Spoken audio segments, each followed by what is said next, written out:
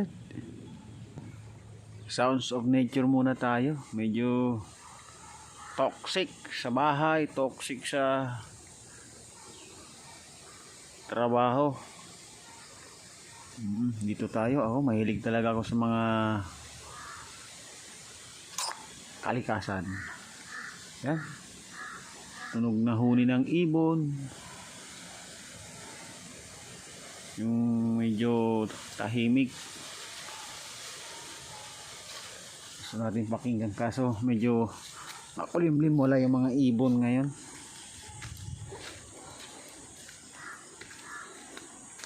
Lapitan natin.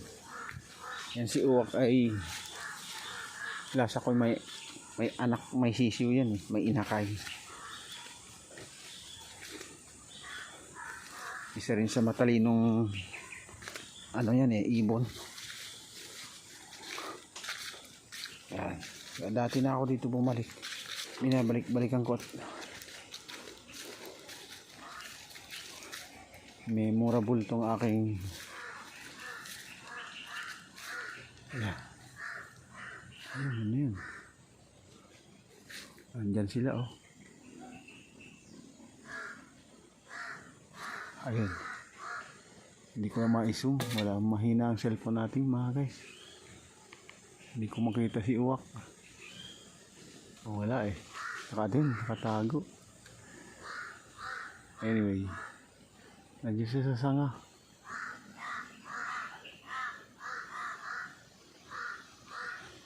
Gusto lang nating ma-feel yung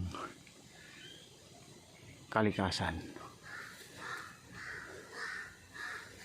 Matalahib, napag-iwanan na yung mga bukid. Ayan, yung saging na bakla kung tawagin. Walang nagpapapansin dyan. Dito naman, ito yung unang video ko na lagnas. Dito ako guys, pag medyo ano ako, toxic sa bahay, tagbo ako sa bundok. Mumuni-muni. Gusto mo makapag-isa. Pag solo ka maano eh, nakakapag-isip ka ng maayos.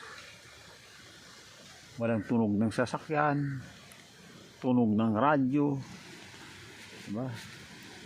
Lalo na pag tunog ng marites, yung kapitbahay mong inggitera, diba? Ayaw palamang.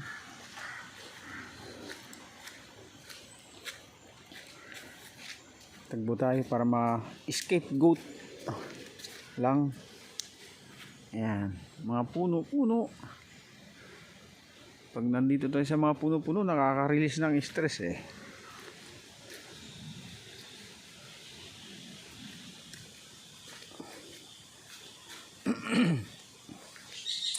Yan, huni ng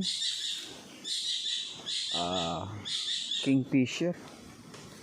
Pero wala namang isdaan dito. Kung ano-ano lang insektong kinakain nila. Oh, lakas pala ng baha kagabi. Ay, tumaan din eh. Alo, ito yung unang video ko. Daming na ano ng buhangin oh. Tag-ulan na talaga.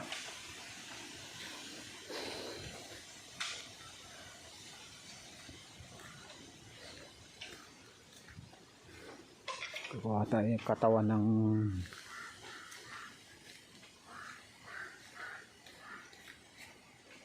ng saging siguro. Yung ating alaga doon. Ulit kayo labong. Hanap tayo ng labong dyan sa mga kawakawayan. Kung makakita tayo. Yun na buhay ng probinsya guys. Yan, kita niyo yun, mga ibon-ibon, puno, kalahiban.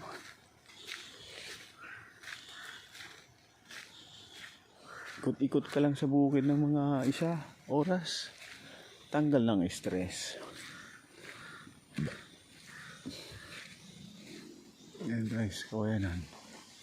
Sa mga mahilig lang sa nature, ay kung hindi naman, pwede nyo pong skip nyo na yung ating video, diba? Ayan, taas ng mangga yan. Ayan, mangga yan oh.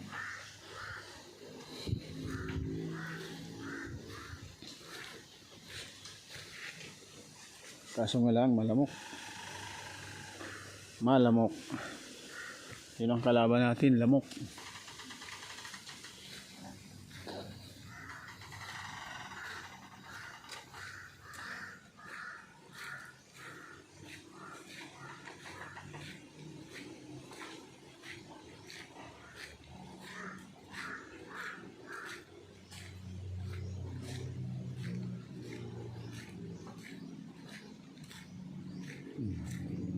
Pero may nadaan pa rin dito sa amin ng mga ganyan, mga aeroplano, helicopter.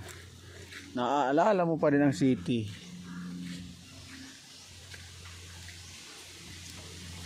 Lakad-lakad tayo dito.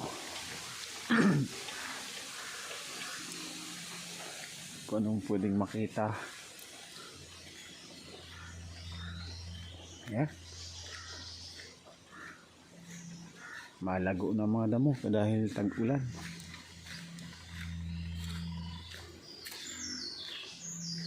Pero wala tayong makitang labong oh. Nauunahan lagi tayo. Gawa ng busy nga tayo sa work. Ito kasing lugar na to, yan oh, kawayanan talaga yan. Kalaban mo pati dyan mga sawa, cobra, nako. Biro yung kagabi yung baha, yung tubig, dala niya mga buhangin.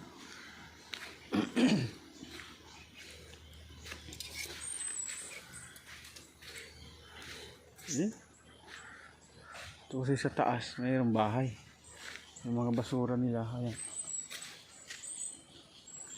Ayun nga, no, sabi ko nga nung unahan tayo, yan ang labong guys.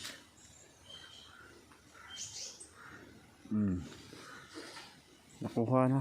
Anyway, ganun lang ang buhay. Nakakatakot lang dahil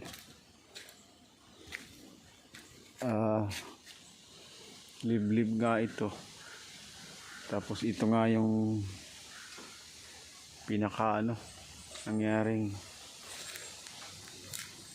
pagsabog ng bulkan, nagkaroon ng creek dito.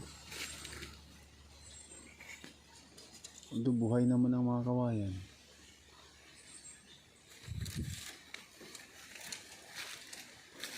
Tanghali na, wala nang huni ibon.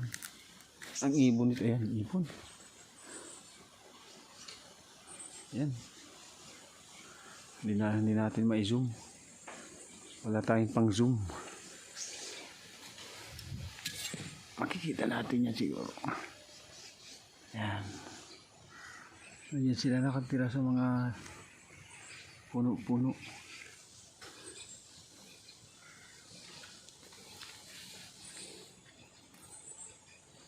Kaya very rare ang mga ibon dahil ubos na pagkain nila.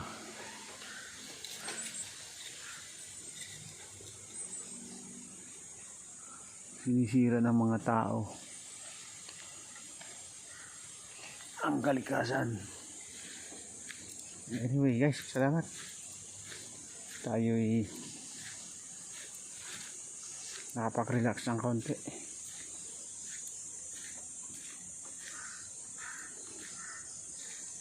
God bless.